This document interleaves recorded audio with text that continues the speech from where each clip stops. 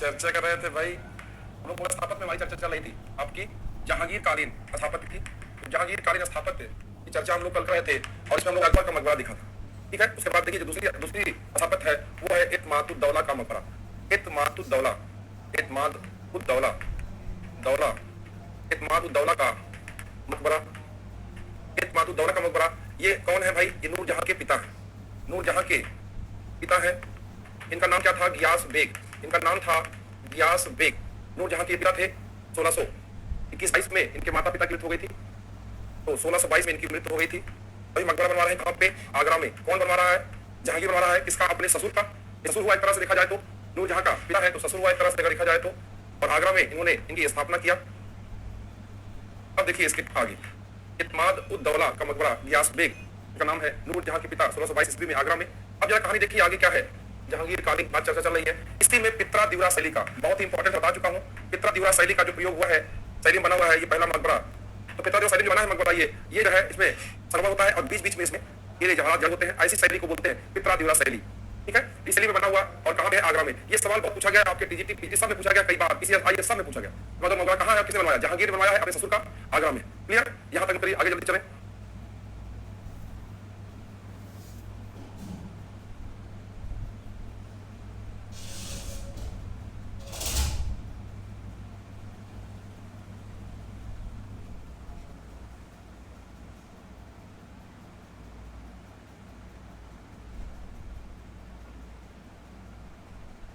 ठीक है, ये जो है पित्रा दिवरा शैली बना हुआ है। नेक्स्ट पॉइंट देखिएगा। अब जहांगीर के समय क्या है? लाहौर। लाहौर बताया हूँ, लाहौर में ही गिरफ्तार हुआ था, लाहौर में ही मरा, यही इसका मकबरा है। और जहांगीर ने मोती मस्जिद का निर्माण कराया है लाहौर में। तो मोती मस्जिद का निर्माण लाहौर में कराया है, एक पॉइंट। दूसरा पॉइंट समझिए, दूसरा बिंदु क्या है? दूसरा बिंदु है कि लाहौर में जहांगीर का मकबरा, नूरजहां का मकबरा, अनारकली का मकबरा,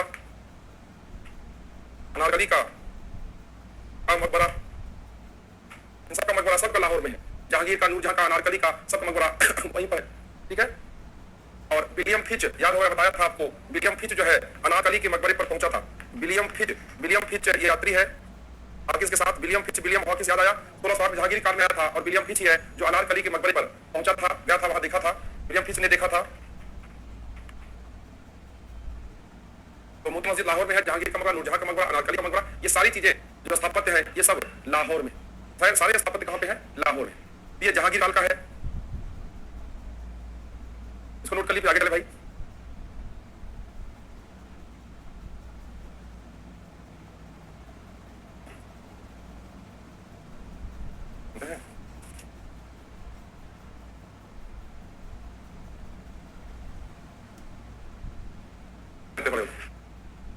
तो ये सारी चीजें आपको लाहौर जाननी है जहांगीर का। अब आइए शाहजहां के काल में अगर हम बात करें तो यहाँ भी देखिए दो आपको देखना है, आगरा और दिल्ली। तो आगरा में क्या है? देखिए दीवाने आम, दीवाने खास। आम मतलब जहाँ राजा बादशाह बैठ करके आम लोगों से, यानी आम जनता से मिलता था, वो दीवाने आम था। जहाँ खास लोगों से मिलता था, दीवाने खास था। लेकिन जो तख्ते ताउस था जिस पर बादशाह बैठा था वो दीवाने आम में था। लेकिन दीवाने आम बनाया था अकबर ने। तो कहीं बता क्यों रहे यहाँ पे? दोनों चीज बार सुनिए सही पहले। तो दीवाने आम की शुरुआत बनाने का वो अकबर ने शुरू किया था, पूरा शाहजहां ने कराया, उस पर पत्थर लगवाया संगमरमर का, जिस पर जो है बादशाह बैठता था। और तख्ते ताउस था जिसमें बैठा था, इसमें दीवाने आम में ही था, दीवाने आम में ही वो तख्ते ताउस था जहां पर बादशाह बैठा था। दीवाने आम, दीवाने खास। ताजमहल भी कहा भाई आगरा में, तो जानते हैं आप लोग। मोती मस्जिद बता चुका हूं, विशेषता में ही 3 मोती मस्जिद बताया था। जहांगीर का लाहौर में, आगरा में शाहजहां और दिल्ली में औरंगजेब, ये बता चुका हूं आपको अगर याद हो तो। और जामा मस्जिद, आगरा की जामा मस्जिद बनवाया है इसने शाहजहां ने। फतेहपुर सीकरी जामा मस्जिद अकबर, आगरा की जामा मस्जिद शाहजहां। ये जो स्थापित रचनाएं हैं, दीवाने आम, दीवाने खास, ताजमहल, मोती मस्जिद, जामा मस्जिद, ये सब कहां है? ये सब आगरा में है। ये सब कहां पे भाई? आगरा में है। दिल्ली में देखिए क्या इनका, दिल्ली में इनका लाल किला बनाया दिल्ली में है। और जामा मस्जिद आप जैसे ही निकलेंगे लाल किले से और बाईं तरफ मुड़ेंगे तो चलेंगे तो आप देखेंगे बड़ी सी मस्जिद है, जामा मस्जिद, जिसका निर्माण शाहजहां ने करवाया था। इसके अलावा दिल्ली में जो स्थापित करवाया था इसने शाहजहानाबाद, जहानाबाद की स्थापना इसने करवाया है। तो लाल किला, जमा मस्जिद, शाहजहानाबाद, ये दिल्ली में इसके स्थापत्य है। तो ये चीजें आपको जाननी है। अब ये ताजमहल के बारे में जान लेते हैं भाई, ताजमहल थोड़ा सा विशेष है, ताजमहल के बारे में जान लेते हैं, बाकी तो आप जानते ही हैं, जो कुछ होगा विशेष बता देंगे। भाई ताजमहल देखिए, ताजमहल पूरा कोर्स खत्म करना ये एक चैलेंज है। आप लोग कृपया एनसी वाला वीडियो देखते रहिएगा और जो जो समस्या भी हो ऐसे बताते रहे, आप बताते रहे। बहुत ही भाग के नहीं आराम से बताया हूँ, एक पॉइंट क्लियर करके प्रयास यही किया हूँ, तो देखेंगे समझ में आएगा, एक बार नहीं तो देखिए समझ में आ जाएगा। और इस बार शुरू करेंगे हम लोग मॉडर्न इंडिया, ठीक है। आज इस खत्म करके सूफी शुरू करूंगा, सूफी इंपॉर्टेंट है आपके लिए बहुत, सूफी बताऊंगा, याद भी करवाऊंगा सूफी को, सूफी जो कई बार करवा चुका हूँ, मुझे लगता है प्रैक्टिस में बहुत बार सवाल कि मुझे कराना है तो कराना है, वो करवाऊंगा ही। प्रैक्टिस में मैं कई सारे सवाल सूफियों के करवा रखे हैं। चलिए ताजमहल, ताजमहल का कौन था, इनका जो है मेन है मुख्य स्थापत्यकार, मतलब कौन डिजाइनर था, वो था उस्ताद ईसा और उस्ताद अहमद लाहौरी। उस्ताद दोनों नाम याद रखेंगे आप, उस्ताद ईसा और उस्ताद अहमद लाहौरी। उस्ताद ईसा, उस्ताद अहमद लाहौरी।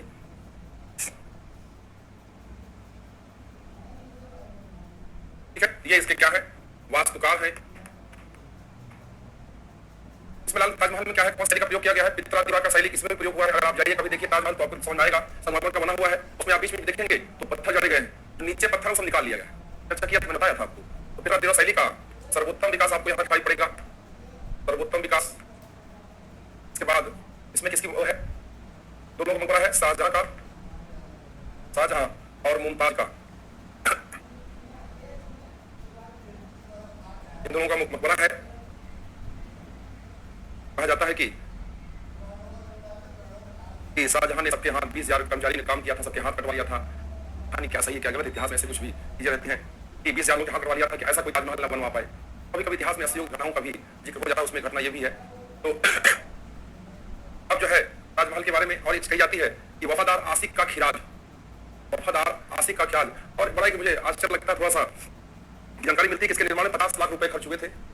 अगर आज 50 लाख में ताजमहल बन जाए तो हमें लगता है कि हर शहर में आपको ताजमहल दिखाई पड़ेगा, क्योंकि बहुत सारे आशिक हैं जो ताजमहल बनवाएंगे।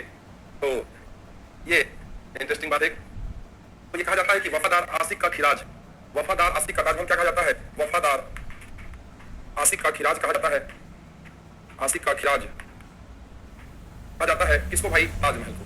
ठीक है, इसको नोट करके आगे चलें।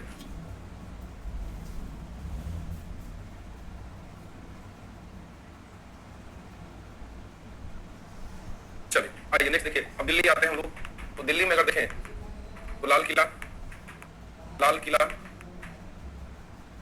लाल किला का जो मुख्य द्वार है जिसे आप एंट्री करते हैं, मुख्य द्वार जो है उसे लाहौरी द्वार कहते हैं, लाहौरी द्वार कहते हैं, या इसी को भाग्यवान द्वार कहते हैं, भाग्यवान द्वार भी कहते हैं।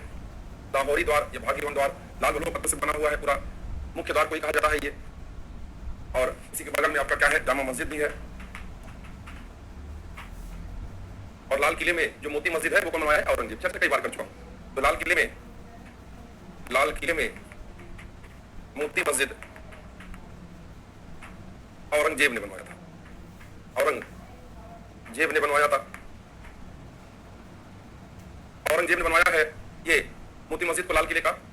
और जामा मस्जिद है, ठीक है। तो ये जो है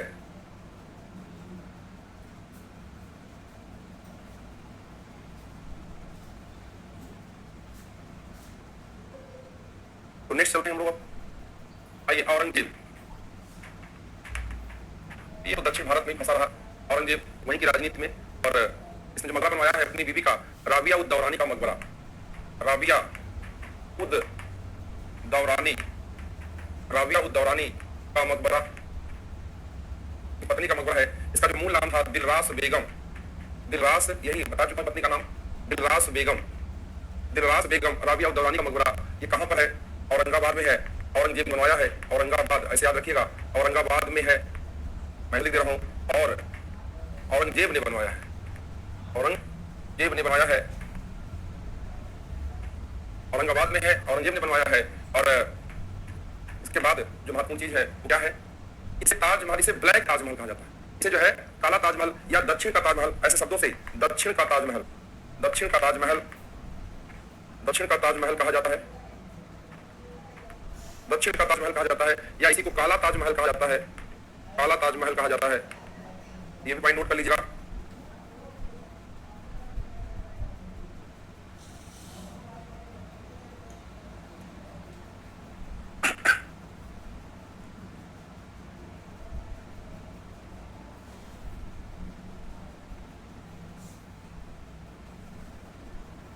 और औरंगजेब का मकबरा भी कहाँ है, औरंगाबाद में। औरंगजेब का मकबरा, औरंगजेब का मकबरा, एक चीज मैं बता रहा था कि जो हुमायूं जो मकबरा है वो पूर्व ताजमहल है, ताजमहल के पहले का। वो हाजी बेगम बनवाया था, उनकी पत्नी है। कहा जाता है कि एक पत्नी का बीवी का मेहमाना है। ताजमहल के लिए एक आशिक का खिराज कहा जाता है जो शाहजहां, और उसके बाद औरंगजेब का जो उसकी पत्नी की, औरंगजेब की पत्नी की औरंगाबाद में, वो दक्षिण का ताजमहल या ब्लैक ताजमहल भी कहा जाता है। ठीक है, तो तीन याद रखिएगा ये। औरंगजेब का मकबरा, औरंगजेब का मकबरा कहाँ है, औरंगाबाद में है। औरंगाबाद में,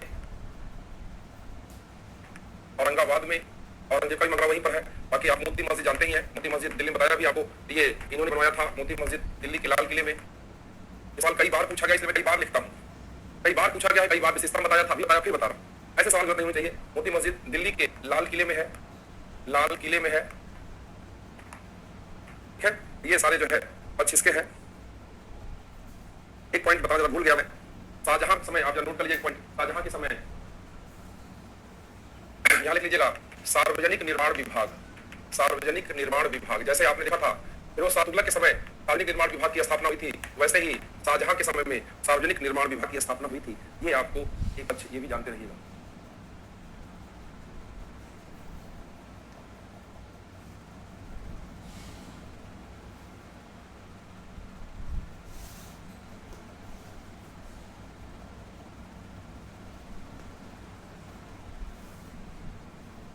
अब इसके आगे, अब इसके आगे देखिए इसके आगे क्या है भाई।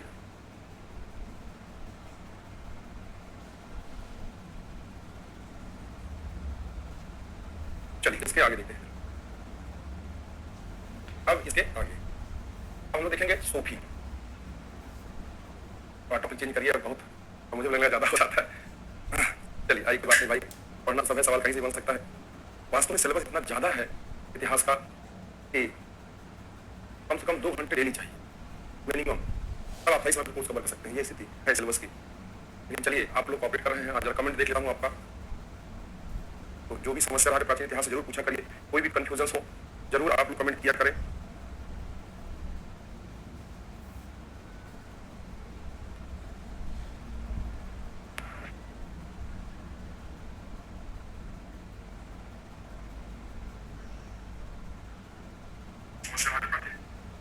आप लोग कोई समस्या ही नहीं है, मुझे लगा है सब आप लोग सही चल रहा है। अपन रुकिए थोड़ा और देख लो।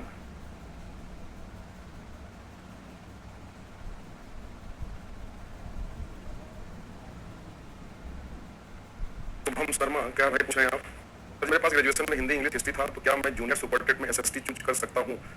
इसका जो अभी तक नहीं आया है, नहीं आया, जब तक ये पता नहीं चलेगा कि कौन सब्जेक्ट चूज कर सकते हैं तो फिर तैयारी कैसे करें। पहली बात तो देखिए, हिंदी इंग्लिश और हिस्ट्री, हिंदी इंग्लिश हिस्ट्री था तो आपका देखिएगा, क्योंकि जो एसएसटी का है, एसएसटी में अगर देखिए टीजीटी पीजीटी हो रहा तब तो आप ये दिक्कत थी कि हिंदी इंग्लिश और हिस्ट्री है तो 2 सब्जेक्ट होना चाहिए था ग्रेजुएशन तक। उस 4 में कौन कौन से 4? हिस्ट्री, ज्योग्राफी, इकोनॉमी और पॉलिटिकल साइंस। 4 में अगर 2 आपका सेकंड ईयर तक है और आप बीएड है तो आप पीजीटी के लिए एलिजिबल है, नहीं तो आप पीजीटी के एलिजिबल है। एलिजिबल पीजी की है तो अब चूंकि जूनियर सुपरटेट में अभी तक ये नहीं आया है, और जहां तक मैं समझ रहा हूँ जूनियर सुपरटेट में कॉम्बिनेशन नहीं होना चाहिए, क्योंकि जो है जो साइंस होता है, जो भी सब्जेक्ट होते हैं जूनियर सुपरटेट में 6 से 8 में या तो साइंस होता है या तो आर्ट होता है। कोई भी होता है तो वो साइंस का अलग होता है, बाकी जितने बचते हैं सब अभी से कॉमर्स के बच्चे हैं।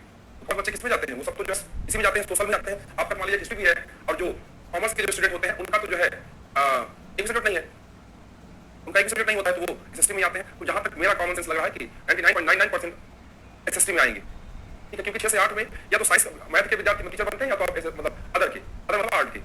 ठीक है, अब आगे आज हम पढ़ेंगे सूफी। आइए देखिए समझिए तो सबसे पहले चीज समझिए कि धर्म के दो पार्ट होते हैं। एक धर्म का आंतरिक पक्ष और एक साथ बाह्य पक्ष। आंतरिक पक्ष और बाह्य पक्ष। आंतरिक पक्ष और बाह्य पक्ष।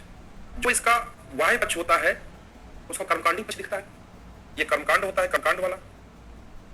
जो आंतरिक पक्ष होता है ये दर्शन वाला होता है, वो रहस्य वाला होता है। किसी भी धर्म का, कोई भी धर्म हो, उसके दो पक्ष होते हैं, एक आंतरिक पक्ष, एक बाह्य पक्ष। जो आंतरिक पक्ष होता है वो दर्शन, उस धर्म का क्या दर्शन, जैसे मान लीजिए हिंदू धर्म है, वो हिंदू धर्म का जो आंतरिक पक्ष है दर्शन, वो क्या कहता है? कर्म करिए फल की इच्छा मत करिए। गीता में क्या कहा गया? कर्म करिए कर्मण्येवाधिकारस्ते मा फलेषु कदाचन। कर्म करिए फल की इच्छा मत करिए। तो ये क्या है? ये इस धर्म का, हिंदू धर्म का आंतरिक पक्ष है। ये इसका रहस्यवादी पक्ष है। ये क्या है? रहस्यवादी पक्ष है। और आप जो है माइक लगा करके सुबह गीता का पाठ करिए, सबको बुला करके प्रसाद बांटिए, जो दिखे सामने, यज्ञ करिए, ये इसका बाह्य पक्ष है, कर्मकांडी पक्ष जो है। तो उसी तरीके से इस्लाम धर्म का, इसी तरीके से इस्लाम धर्म में भी दो पक्ष होंगे, एक आंतरिक पक्ष, एक बाह्य पक्ष। बाह्य पक्ष में क्या है? आप माइक लगाकर कुरान नमाज पढ़ते हैं, ये इसका बाह्य पक्ष है। और जो आंतरिक पक्ष है इसका रहस्यवादी पक्ष या दार्शनिक पक्ष है। जो आंतरिक पक्ष है ये रहस्यवादी पक्ष या इसका जो है दार्शनिक पक्ष है। जरा समझिएगा इस बात को जो मैं बताना चाहता हूं। तो ये जो बाह्य पक्ष है ये रूढ़िवादी वाला पक्ष है, कर्मकांडी पक्ष है, इस्लाम धर्म का बाह्य पक्ष है। अब जो ये आंतरिक पक्ष है, जो दार्शनिक पक्ष है, जो रहस्यवादी पक्ष है, इसी पक्ष का समर्थन कौन करता है? सूफी। बात समझ आई हो तो हाँ बोलिएगा। यानी जो इसका जो आंतरिक पक्ष है, जो रहस्यवादी पक्ष है, दार्शनिक पक्ष है, इसी विचारधारा का समर्थन करता है कौन? सूफी। यानी इस्लाम धर्म में, कुरान में जो बातें कही गई हैं उसका समर्थन, कुरान में जो महत्वपूर्ण बातें कही गई हैं उनका समर्थन, यानी ये जो है आपका कौन करते हैं? सूफी करते हैं। कौन करते हैं? सूफी इस पक्ष का समर्थन करते हैं। इस पक्ष का समर्थन करते हैं भाई। इस पक्ष का समर्थन कौन करता है? सूफी। यानी धर्म के जो दो पक्ष होते हैं, आंतरिक और बाह्य, तो आंतरिक पक्ष का समर्थन कौन कर रहा है? सूफी कर रहा है। यहां तक बात समझ आई? चलिए आइए देखते हैं। अब देखिए इसका सूफी क्या करते हैं भाई। हमने कहा कि धर्म के दो पक्षों में से जैसे इस्लाम भी क्या एक धर्म है, तो इस्लाम धर्म के जो आंतरिक पक्ष है इसकी चर्चा कर रहे हैं। आंतरिक पक्ष, इसी का समर्थन कौन कर रहा है? सूफी कर रहा है। तो ये जो लोग सूफी लोग हैं, ये अल्लाह, ईश्वर जिसे कहिए, उससे सीधा संबंध स्थापित करना चाह रहे हैं, सीधा बात स्थापित करना चाह रहे हैं। और वो क्या है? माध्यम क्या है? भक्ति। वो क्या माध्यम है? भक्ति। तो सूफी लोग जो है भक्ति और प्रेम के माध्यम से क्या करते हैं? ईश्वर से संबंध स्थापित करते हैं। वो कहते हैं मानवता की सेवा करिए। अब अल्लाह खुश होगा। अल्लाह केवल वहां माइक पे खड़े होकर बात देने से नहीं खुश होगा। ये इस बात पर बल देते हैं। यानी सूफी लोग जो है भक्ति के माध्यम से, भक्ति और प्रेम, भक्ति, प्रेम, मानवता के आधार पर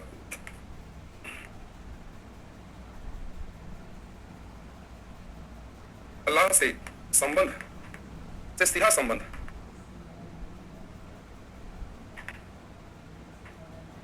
स्थापित करते हैं। भक्ति, प्रेम, मानवता के आधार पर अल्लाह से सीधा संबंध स्थापित कर रहे हैं कौन लोग? सूफी लोग। यानी जो धर्म का जो बाह्य पक्ष है, जो रूढ़िवादी पक्ष है, जो कर्मकांडी पक्ष है, उससे सरोकार रख रहे हैं कि हम सुबह पहुंच करके 4-5 बार नमाज अदा करें। उसकी बात नहीं कर रहे हैं। बात किसी कर रहे हैं? बात कर रहे हैं कि ईश्वर से कैसे, अल्लाह से कैसे उस ऊपर संबंध स्थापित किया जाए। तो भक्ति के माध्यम से, प्रेम के माध्यम से, मानवता के माध्यम से, इसके माध्यम से हम इस अल्लाह से संबंध स्थापित करें। और क्या करते हैं देखिए, और क्या करते हैं सूफी? देखिए किस चीज में विश्वास रखते हैं? मूर्ति पूजा का पालन नहीं करेंगे। ये मूर्ति पूजा के विरोधी है भाई। मूर्ति पूजा क्या है? विरोधी है, पहली चीज। दूसरी चीज एकेश्वरवादी है। एकेश्वरवाद में विश्वास।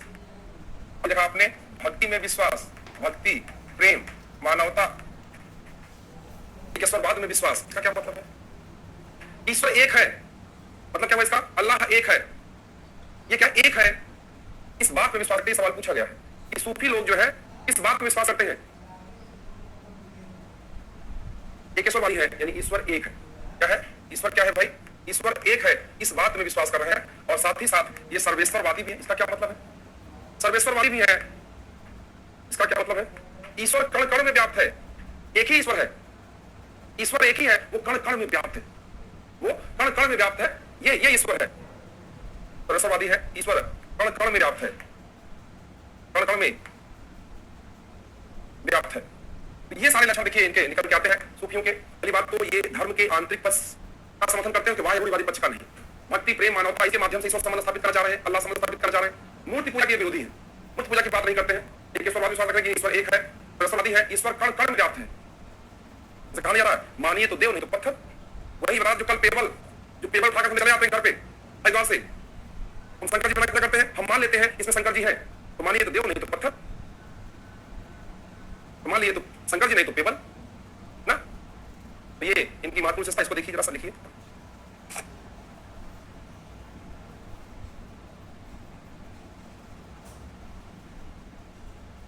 एक सवाल पूछा जाता है, ये पहले बहुत इंपॉर्टेंट जो लिखा हुआ, ये बहुत इंपॉर्टेंट पॉइंट है, ये 4 पॉइंट बहुत इंपॉर्टेंट है सूफियों के लिए समझने के स्तर पे, और यह सवाल भी बन चुका है। अब इसे आगे नोट बोल पाऊंगा मुझे लगा जहां तक। चलिए आगे देखिए जरा सा। अब जो है कि सूफी की उत्पत्ति किस सिद्धांत से हुई है, सूफी की उत्पत्ति किस सिद्धांत में हुई है, जरा ये देखिए। सूफी की उत्पत्ति इस्लाम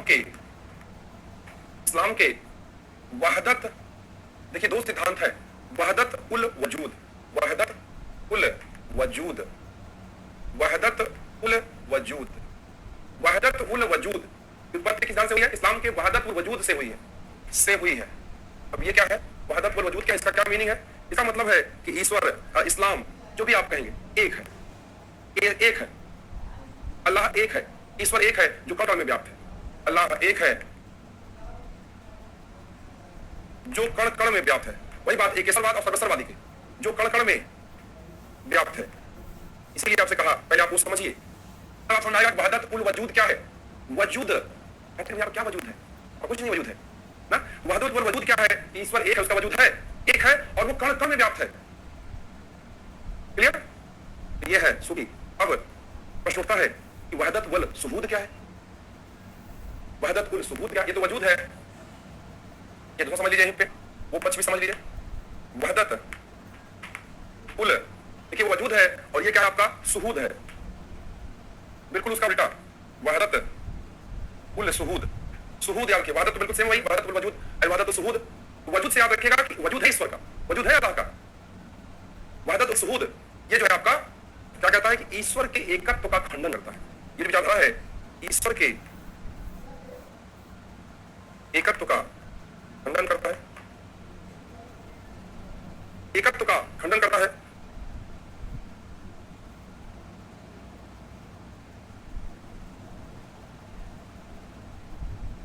और इस सिद्धांत किसका है? यह सिद्धांत है शेख अहमद सरहिंदी का, शेख अहमद सरहिंदी का। ये नक्शबंदी सिलसिले के थे, कई सिलसिला है सूफियों के, बताऊंगा, चर्चा करूंगा। तो ये शेख अहमद सरहिंदी, सरहिंद हिंदी नहीं सरहिंद, शेख अहमद सरहिंद, ये किस सिलसिले से है? नक्शबंदी सिलसिले से, नक्शबंदी सिलसिले से है। नक्शबंदी मतलब ये सूफियों के कई सिलसिले हैं, उसी के प्रमुख है ये शेख अहमद सरहिंद। इन्हीं सिद्धांत है वहदत उल सुहूद, ईश्वर के एकत्व का, यानी ईश्वर एक है उसका खंडन करते हैं। तो वहदत, लेकिन जो सूफी है वो जो है कैसे है मानते हैं? अब आप कहेंगे, अभी तक कह रहे थे कि ये भी सूफी है, हाँ ये कट्टरवादी सूफी है। क्या सूफी है? ये कट्टरवादी सूफी है। जो नक्शबंदी है वो कट्टरवादी सूफी है, वो ईश्वर के एकत्व का खंडन करते हैं। बात समझ में आई? अब इसके आगे शाह वली उल्लाह, शाह वली उल्लाह ये जो आते हैं, शाह वली उल्लाह ये जो है वहदत वल, ये पूछा गया है शाह वली उल्लाह इसने वहदत उल वजूद और वहदत उल सुबूद को एक कर दिया, एक कर दिया था, मिला दिया था। दोनों क्या कर दिया? वहदत उल वजूद और वहदत सुबूद को दोनों को उन्होंने एक कर दिया था। क्या कर दिया था? एक कर दिया था।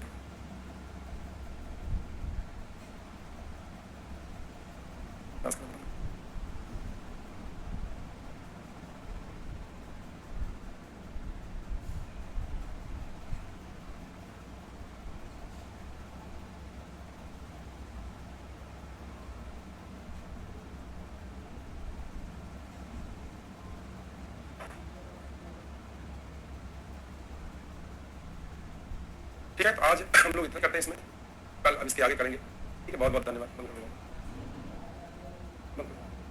डॉक्टर रंजीत आज